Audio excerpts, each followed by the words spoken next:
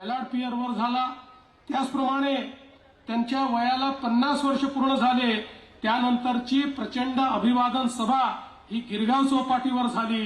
केंद्रीय मजूर मंत्री झाल्यानंतर त्यांचा सत्कार करण्यात आला, तो प्रथम रेडिओ क्लबला आणि त्यानंतर कामगार मैदानामध्ये। आणि भारताची राज्यघटना पूर्ण करून ते ज्यावेळी परत आले त्यावेळी त्यांचा पहिला जाहीर सत्कार झाला, तो परळमध्ये, याच मुंबईमध्ये तो सत्कार झाला। त्यामुळे मुंबईचा कानाकोपरा हा भारतरत्न डॉक्टर बाबासाहेब आंबेडकरांच्या आठवणींना उजाळा देणारा आहे। आणि म्हणूनच मला असं वाटतं की वडाळ्यामध्ये हा जो पुतळा आपण उभारलेला आहे कालिदासजी, याच आठवणींना उजाळा देणारा अशा प्रकारचा हा एक पुतळा आहे। आणि बाबासाहेबांचं मुंबईवर इतकं प्रेम होतं की या ठिकाणी अनेक त्यांच्या आठवणी आहेत।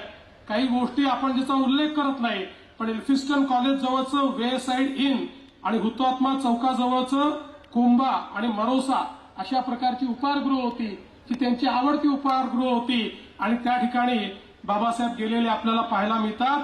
आणि एवढंच नाही तर त्यांच्या पुस्तकाचं जे काही प्रिंटिंग पब्लिशिंग आहे तेही मुंबईमध्ये थँक्चर अँड कंपनीने केलं। आणि ज्यावेळी त्या ठिकाणी प्रूफ रिडिंग करण्याकरता बाबासाहेब जायचे त्यावेळी तिथे असलेला जो फोरमन आहे तो त्यांच्या आवडीची कांदा भजी आणि चहा घेऊन यायचा। अशा प्रकारचं नातं देखील या मुंबईसोबत हे बाबासाहेबांचं नातं आपल्याला पाहायला मिळतं। खरं म्हणजे बाबासाहेबांच्या राजकीय चळवळीचं अनुष्ठान देखील या मुंबईमध्येच आपल्याला पाहायला मिळतं।